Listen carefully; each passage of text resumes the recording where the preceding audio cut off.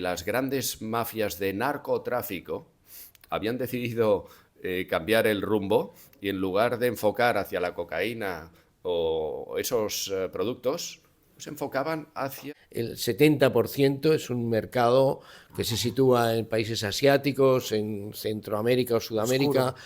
absolutamente fuera de control. Este negocio de los malos es global y los empresarios malos buscan la mejor ubicación, se reparten en el mundo, hay mucho dinero. La verdadera amenaza ahora es la compraventa de partidos o las apuestas ilegales, la corrupción en el deporte. Apuestas al partido, al set, al juego y al punto. Y España, también te digo, desgraciadamente, es un punto de atracción. Está ubicado en un sitio cómodo en el mundo, tiene buen clima y las víctimas pues las tenemos aquí. Chicos y chicas que caen fácilmente en estas redes y, en fin, una vez dentro, si las cosas van bien, no hay problema. Pero hay un día que por lo que sea te equivocas y entonces tienes problemas. Ya os dejo con la entrevista, pero antes una recomendación. Unos bocadillos buenísimos en Sabadell, Frankfurt Bruno. Os dejo aquí el número de teléfono para reservas y también la página web, donde podréis ver toda la carta, bocadillos calientes buenísimos, Frankfurt, tirolesa, cervela y también platos combinados muy buenos, Marqués de Comillas 139. Justamente en calle Marqués de Comillas 139, delante de Fira de Sabadell, tenéis una muy buena opción. Frankfurt Bruno. Espectacular. Ahora sí la entrevista. Hola, ¿qué tal? Muy buenos días. Nos encontramos en el despacho de Morales, abogados penalistas, en Barcelona, en Diagonal, la zona del Turo Park, para hablar de un poquito de la evolución de estas últimas décadas. Sí que en 1999 aparece la Agencia Mundial del Dopaje, veremos si es... Lo hablaremos con las dos personas que nos acompañan. Estoy muy agradecido de poder estar hoy aquí en el despacho. Como decía, si esta Agencia Mundial del Dopaje marca un poquito un antes o un después, o es un ámbito, el tema del dopaje, bastante complejo, que va un poquito por su parte.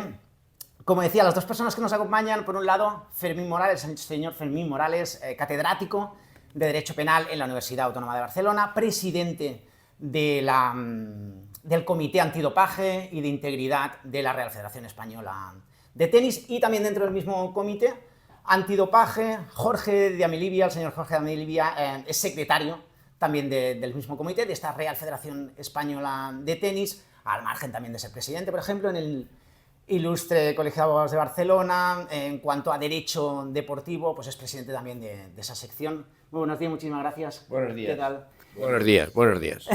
Buenos días. Sí, vamos con el tema de la tecnología y vamos un poquito justos, pero bueno, como hemos hablado, compartiremos un poquito el micrófono.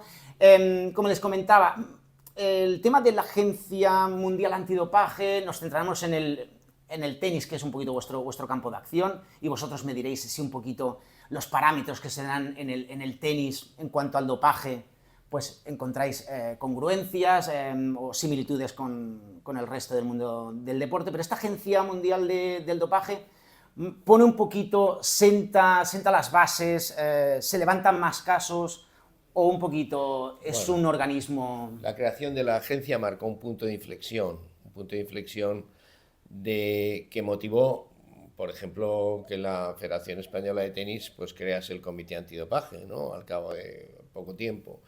O sea, sí marcó un punto de inflexión de organización internacional de la lucha contra el dopaje. Una lucha contra el dopaje que ha sufrido una evolución. Si primero se pensaba en castigar el dopaje por la ingestión de sustancias que potenciaban las facultades deportivas del deportista, las prestaciones del deportista, y luego poco a poco se ha ido derivando a una lucha contra el dopaje que tiene como finalidad proteger la salud y la integridad física y mental del deportista, que lo cual es un cambio, lo cual explica que puede haber sanciones de dopaje, aunque las sustancias que haya tomado el deportista no potencien su actividad. No potencian su actividad, la mayoría sí que es verdad que a lo mejor en ámbitos o en casos, ¿no?, como por ejemplo ahora recuerdo el de Agassi, ¿no?, que sí que era más con lo que es droga, ¿no?, que al final, por lo que veo, ya sea dopaje para aumentar el rendimiento... Hoy en día da positivo todo. sea, tú te tomas un Thermalgin, que es cualquier persona puede tomar un Thermalgin porque tiene un poco de fiebre y da positivo en opiáceos. ¿Thermalgin potencia la actividad del deportista? No. O sea, hoy en día los deportistas, como dice muchos doctores, lo que pueden tomar son vitamina C, prácticamente. Todo lo demás, si tienes que tomar algo, le tienes que decir al médico del torneo, oiga, yo estoy enfermo, me han prescrito mis médicos esto, el médico del torneo evalúa, entonces autoriza que tome el jugador o no. Y luego hay jugadores con enfermedades crónicas que tienen el pasaporte, tienen como un pasaporte médico, y al inicio de cada torneo exhiben el pasaporte médico de lo que están tomando porque tiene una enfermedad crónica. Jorge, ¿cómo lo ve? Así es.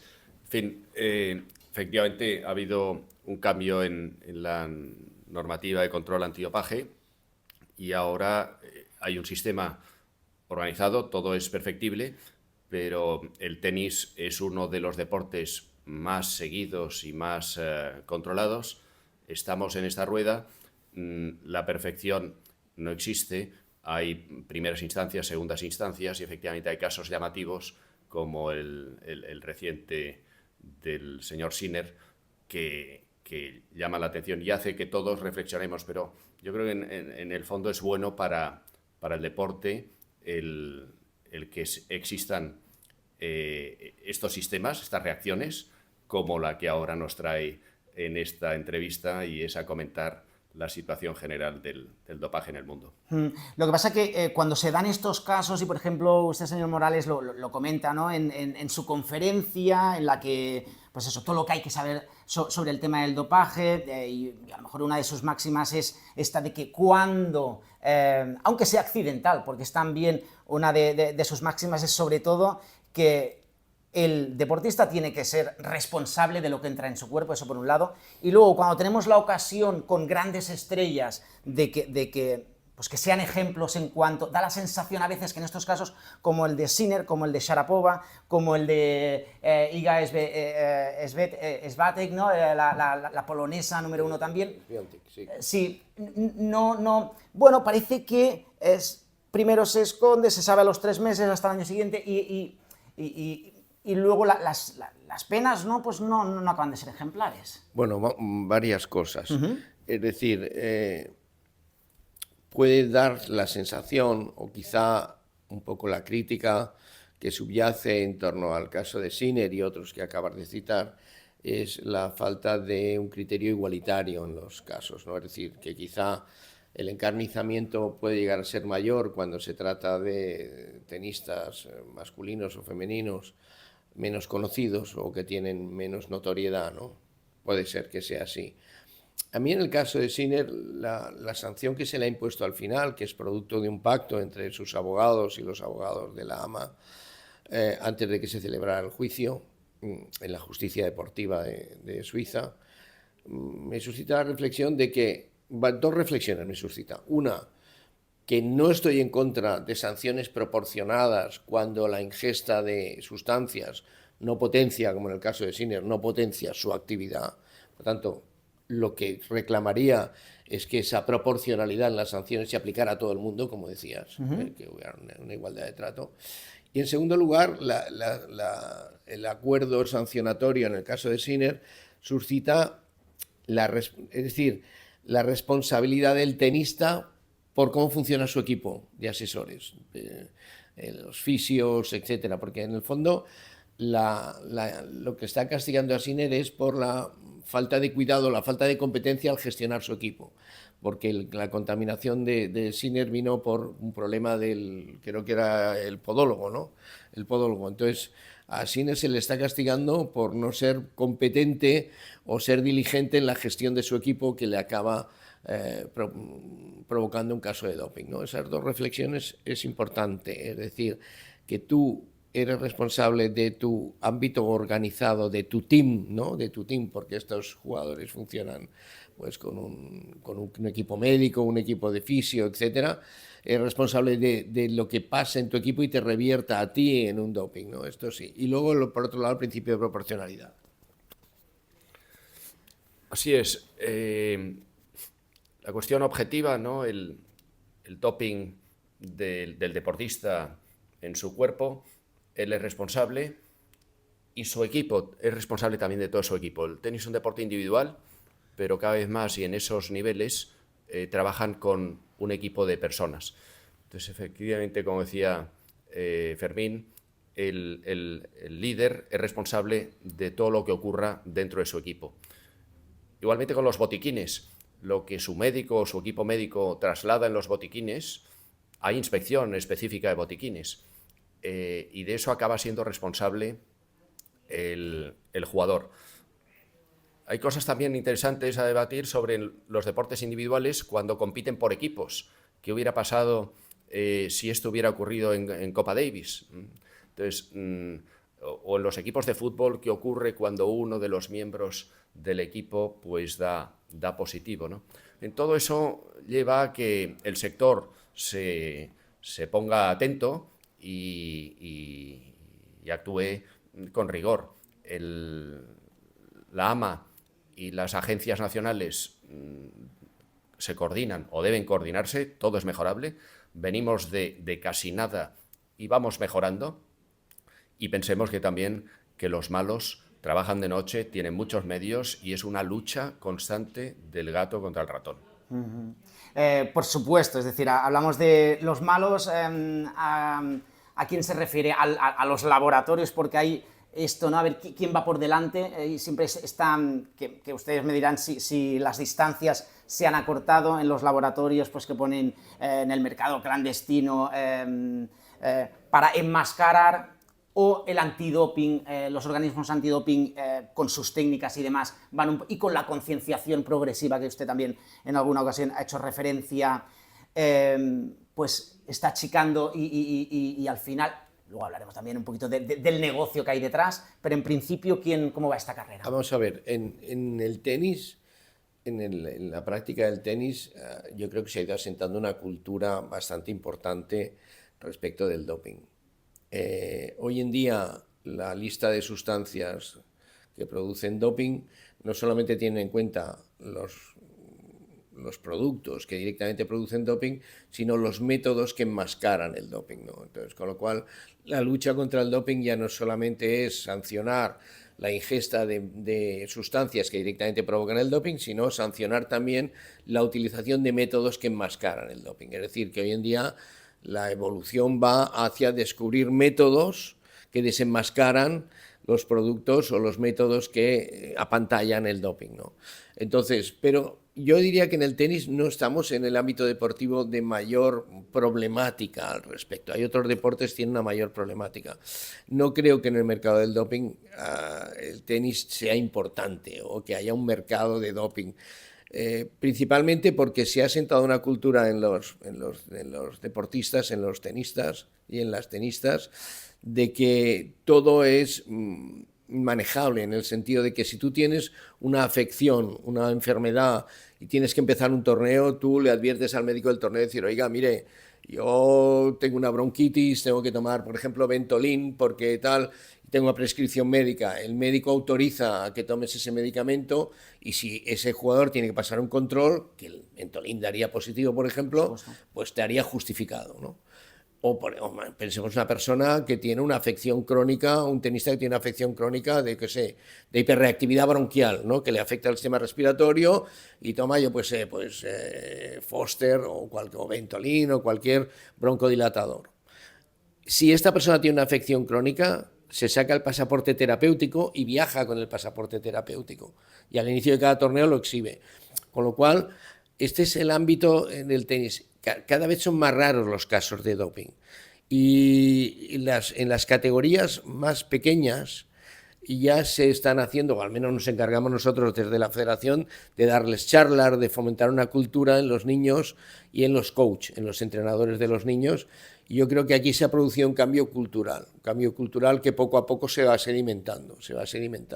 El caso de Sinner ilustra de también los cuidados que han de tener los tenistas del equipo que tienen y de la competencia que han de tener los miembros del equipo, los médicos, los fisioterapeutas, etc. Yo ahí comentaría que una parte importante del organigrama en esta materia son los cuerpos y fuerzas de seguridad del Estado, que son los que en primera línea pelean contra los malos. Yo recuerdo una de las reuniones que me sorprendió el escuchar en sus datos estadísticos y de gestión que las grandes mafias de narcotráfico habían decidido cambiar el rumbo y en lugar de enfocar hacia la cocaína o esos productos, se enfocaban hacia el doping deportivo, porque el riesgo y beneficio era mucho mayor. Es decir, es un mercado impresionante, ¿no? Entonces eso, claro, genera una presión desde el punto de vista del negocio de los malos que no podemos abstraernos. Y bien, consiste en eso, estar atentos a la cuestión física y al negocio oculto que hay detrás, que es un gran peligro.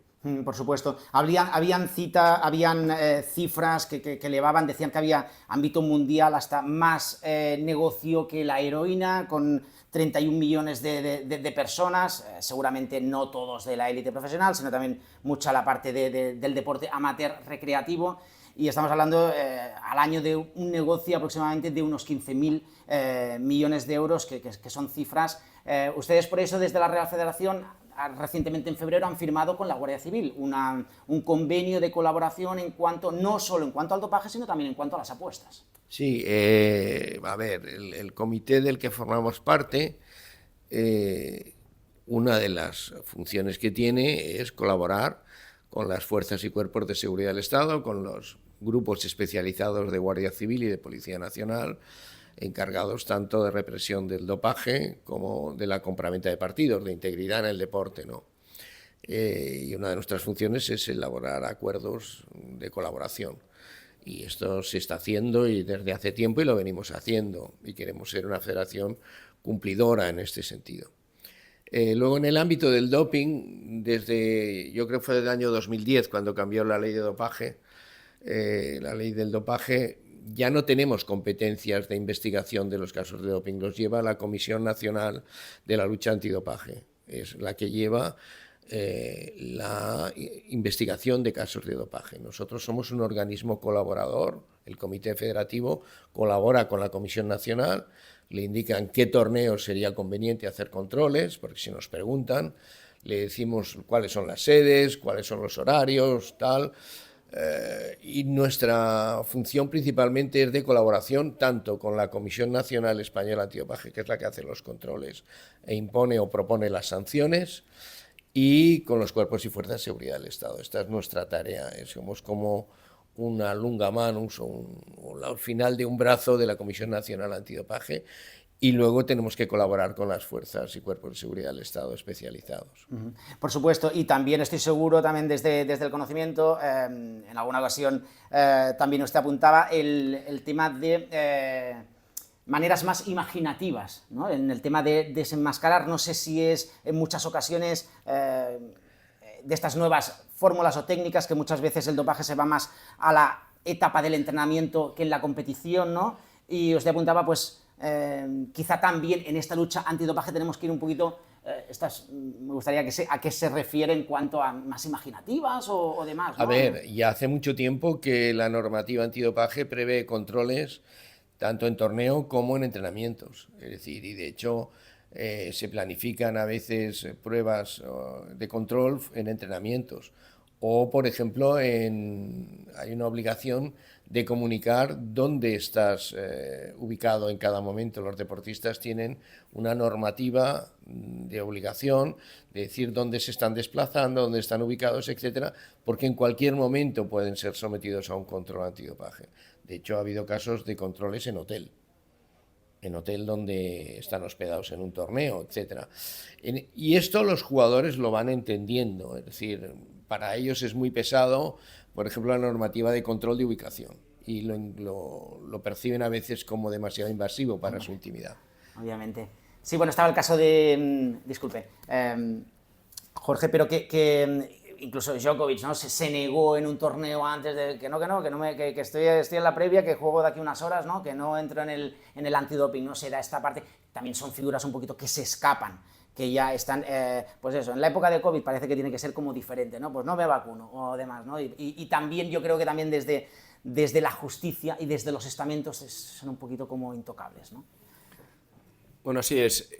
El control antidopaje tiene que adaptarse a las particularidades de cada deporte. El caso del tenis tiene su miga. Primero, es un deporte individual, mundial. Cada semana se está moviendo alrededor del mundo y eso facilita el que los malos acceden alrededor del mundo a las potenciales víctimas. Eso complica a los órganos de control y de supervisión el poder tener un control de la situación. Nuestras fuerzas y cuerpos de seguridad del Estado están en primera línea de esa lucha, no solo en España, que desgraciadamente somos un sitio atractivo para las mafias internacionales y para los deportistas, por razones que si conviene podemos desarrollar. Los cuerpos y fuerzas de seguridad están en primera línea y colaboran con las fuerzas y cuerpos de seguridad internacionales, o sea, Interpol, etc. Asimismo, nuestra Comisión Española para la Lucha Antidopaje, CELAT, forma parte de los organismos internacionales. La Federación Internacional de Tenis creó ITIA, International Tennis Integrity Association, ¿Vale?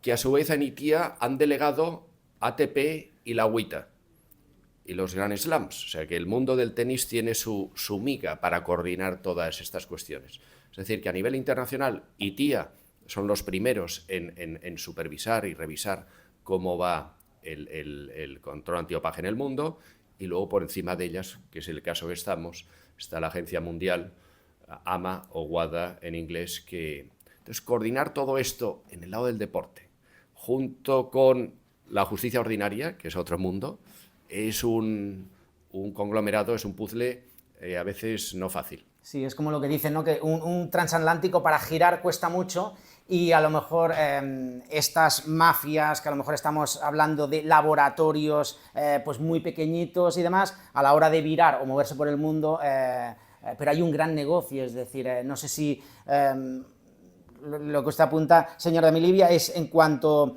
porque también hay un gran negocio también en cuanto a los controles. En la lucha antidopaje, seguramente, en la producción de medicamentos y de sustancias dopantes, pero también en la lucha antidopaje, ¿qué laboratorio se queda con estos controles? Porque estamos hablando de entre 500 euros y 3.000 euros los controles, que aquí también es hasta cuántos controles hacemos, porque son cifras que son mareantes. A ver, nosotros tenemos solamente un conocimiento directo de los controles que hace la Comisión Nacional en torneos internos, porque en torneos internacionales o del circuito OTP, como ha dicho Jorge, los competentes son organismos internacionales de control. Esto en primer lugar. En segundo lugar, probablemente el mercado de los productos dopantes no está tanto en los torneos como de una manera difusa en los gimnasios, en la práctica cotidiana de muchas personas que pueden tomar pues anabolizantes o productos que son dopantes sin que ellos lo sepan, pero es que se pueden comprar en internet, por ejemplo. Y esta es la difusión que ha tenido. En el mundo del tenis, yo lo que quiero remarcar es que tenemos la comisión nuestra, tiene más incidencias en el mundo de la integridad, que es la compraventa de partidos, que de doping, de dopaje. No tenemos tantos casos. En el mundo de lo que es la integridad, compraventa de partidos, sí que estamos incidiendo mucho en la formación de los jóvenes que transitan del circuito juvenil a los primeros escalones de torneos, que son la pasarela para llegar a ser profesionales, para entendernos, y sí estamos incidiendo ahí en dar más charlas, crear una cierta cultura, porque sí hemos visto más casos de compraventa de partidos ligados a las apuestas. Estamos ante un deporte individual, el tenis, donde son posibles apuestas. Apuestas al partido, al set, al juego y al punto. Entonces, claro, en un mundo así, en un deporte individual, pues son víctimas propiciatorias, chavales, que los puedes comprar por poco dinero. Y aquí sí hemos tenido más, yo he tenido, no sé, la percepción que tengo yo, y creo que Jorge también la tiene, de más problemas puntuales en este sector de tránsito de la práctica juvenil del tenis a la pasarela, al circuito profesional en los eslabones más bajos, de compraventa, de venta de partidos que de doping. De doping no tenemos afortunadamente tantas incidencias. Sí, así es. Esto es comentar quiénes son peores. Afortunadamente el dopaje ha ido mejorando, ya está más controlado. Yo por circunstancias pude ver en directo a Ben Johnson en Seúl 88 y aquello también fue un antes y un después de la lucha antidopaje. Y ahora hay que reconocer que el dopaje está dentro de lo que cabe controlado. Necesitas un médico, necesitas un farmacéutico, necesitas un lugar donde te suministren los productos. En cambio, en el tema de las apuestas y la compraventa de partidos, ahora con estos utensilios, cualquier en el mundo puedes apostar y los malos proliferan. Y aquí tenemos una materia prima muy buena, pero también muy peligrosa, y es que se compite mucho en el primer eslabón de la carrera profesional. Gente joven que está empezando con recursos limitados y carne fácil para las mafias de extorsión. Entonces, ahora los cuerpos y fuerzas de seguridad del Estado y nosotros mismos nos enfocamos más en prevenir esos fraudes en la compraventa de partidos, más que el dopaje, que, repito, dentro de todo vamos mejorando. Y sobre todo un trabajo claro, estamos en etapas adolescentes, juveniles, que sobre todo es la educación, es súper importante, pero no sé hasta qué punto, que seguro que también se tiene que fomentar muchísimo, el conocimiento de las consecuencias que hay, sí, ¿no? Las consecuencias están penales, están incluso también, ¿por qué no?, psicológicas, ¿no? Entras en una dinámica de amañar partidos, al final al final tu compañero de al lado lo sabe y el otro entonces también es seguro que hay un trabajo también de decir las consecuencias pueden ser sí, importantes. De hecho, en el plan de formación cultural o de difusión de estas ideas, que Jorge se encarga de ir a bastantes torneos al año de categorías juveniles o incluso infantiles, solemos ir acompañados de miembros de la Guardia Civil, del cuerpo especializado o de la Policía Nacional, y esto ayuda también a la percepción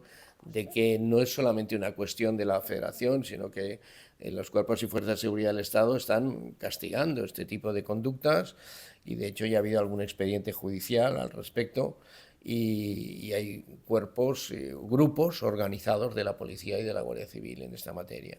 Pero es que fuimos una vez, Jorge y yo, hace ya unos años, a unas conferencias organizadas por el Colegio de Economistas aquí en Barcelona, donde nos quedamos un poco parados ante las cifras que nos dieron. En aquellas conferencias vinieron personas de lo que es el circuito conocido de apuestas, de empresas de apuestas de reconocido prestigio, sometidas a todos los controles de legalidad, etcétera, y expresaron una cifra absolutamente preocupante. El mercado mundial de apuestas sometido a control, es decir, organizado, con criterios de calidad, con normas de autovigilancia en programas informáticos frente a apuestas extrañas o sospechosas, no alcanzaba el 30% mundial del mercado de apuestas. O sea, el 70% es un mercado que se sitúa en países asiáticos, en Centroamérica o Sudamérica, oscuro, absolutamente fuera de control. Y las víctimas, pues las tenemos aquí. Chicos y chicas que caen fácilmente en estas redes y, en fin, una vez dentro, si las cosas van bien, no hay problema. Pero hay un día que por lo que sea te equivocas y entonces tienes problemas.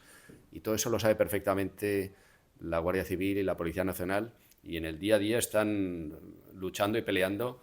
Hay un gran trabajo ahí de esos profesionales que desde aquí modestamente les queremos agradecer y reconocer. Nosotros les ayudamos y desde nuestra pequeña plataforma, que es la Federación, pues educamos a los chicos en los riesgos que tiene ingresar en ese mundo. Ya no solo el del dopaje, que repito, necesitas un médico, una farmacia, sino el de las apuestas y compraventa de partidos. ese sí que es una amenaza.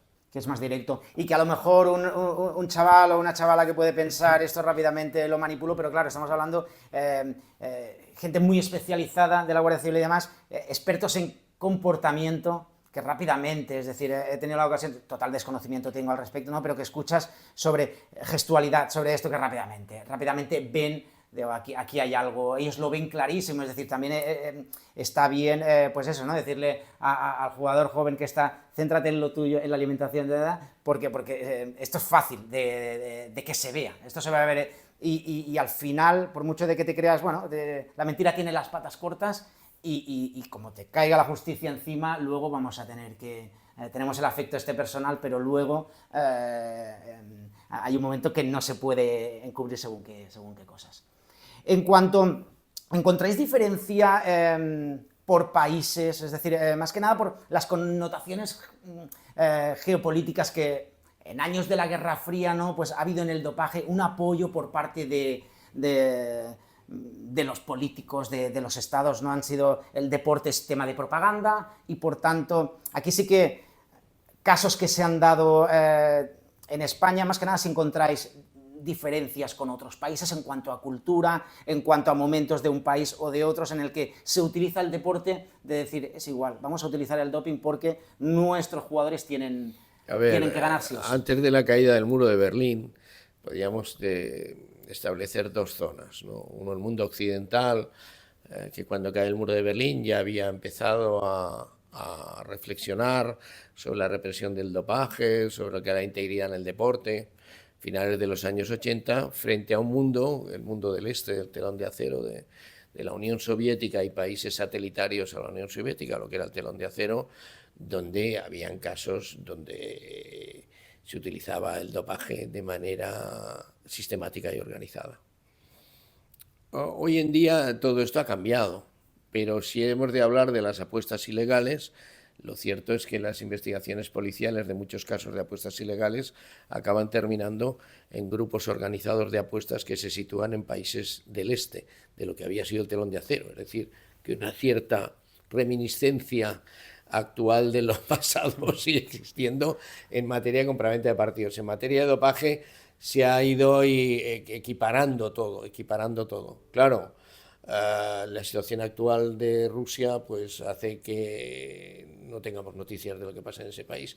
De hecho, en el tenis, en el circuito del tenis, los tenistas rusos ya no compiten bajo la denominación de Rusia, sino Federación Rusa de Tenis. Entonces, claro, desde Río, ¿no me parece?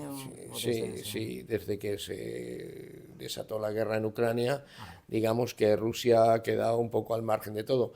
Pero bueno, en materia de dopaje, yo creo que con la creación de la Agencia Internacional, etcétera, se ha ido acabando con aquella cultura. Había casos llamativos de doping organizado y sistemático en tenistas de lo que eran los países del este, ¿no? Y habían casos notorios porque estaba por encima el éxito deportivo y la difusión comercial del éxito deportivo de un deportista ruso, rumano, etcétera, de la época, que de la cultura de competir sanamente y de una manera íntegra, ¿no?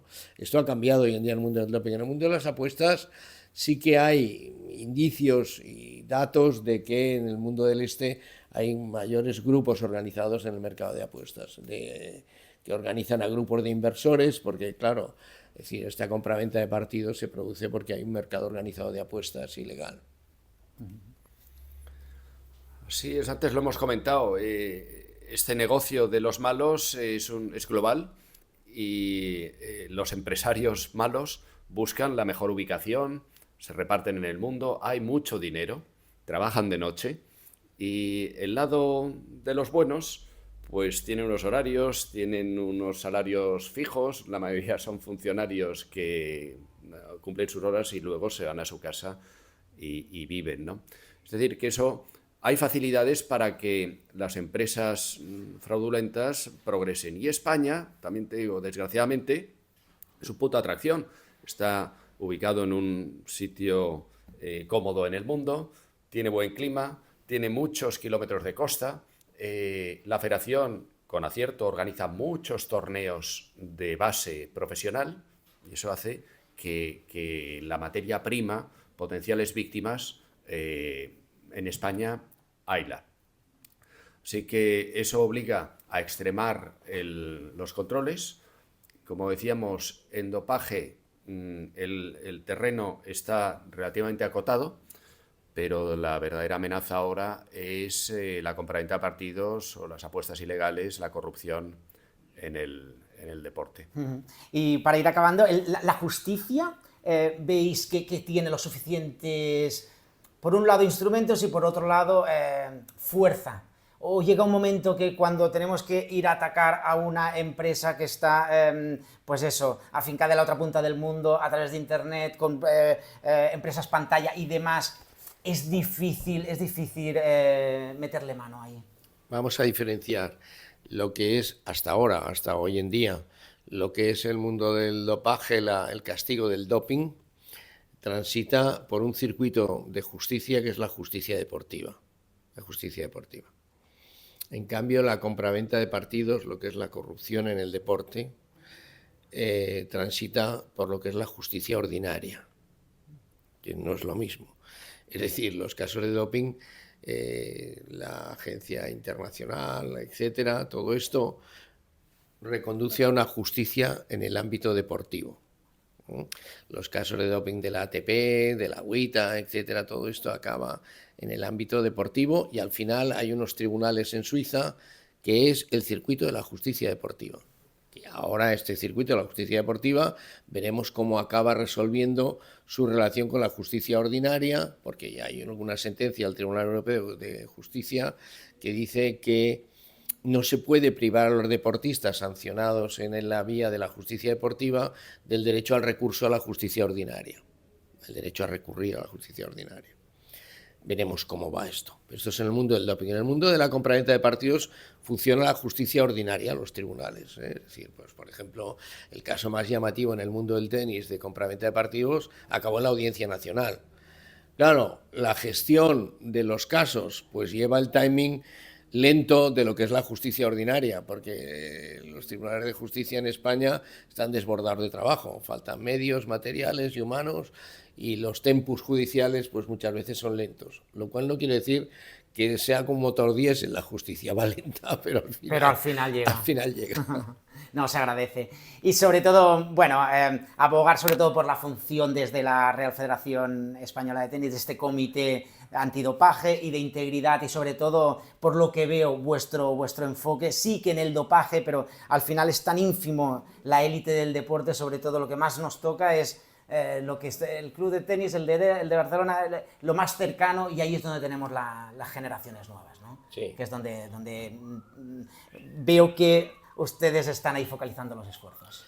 Bueno, a ver, vamos a ver. La federación está integrada por los clubs, ¿eh?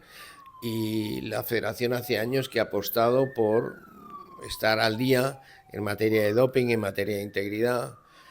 Nuestra comisión se siente respaldada por la Junta Directiva. Desde hace años hay una voluntad por parte de la Junta Directiva de proseguir en esta tarea de colaboración, tanto en materia de dopaje como de compraventa de partidos, con las fuerzas y cuerpos de seguridad del Estado, con organismos internacionales, que es lo que intentamos atender, y que nunca se le pueda reprochar a la Federación que no está al día en estas materias. Entonces la comisión, que es una comisión que está respaldada por la Junta Directiva, y la Federación a su vez representa a los clubes. Quiero decir con esto que hay un compromiso por parte de los clubes de cumplir en esta materia. Muy importante. ¿Quiere unas últimas palabras, Jorge? Pocas, para contar pocas, pocas ¿no? palabras que puedan complementar las del profesor Morales. No, simplemente decir, nosotros somos un pequeño eslabón en una cadena, la federación o el comité, pero que el tenis, afortunadamente, es una plataforma de exposición pública importante. Tenemos grandes tenistas en el mundo.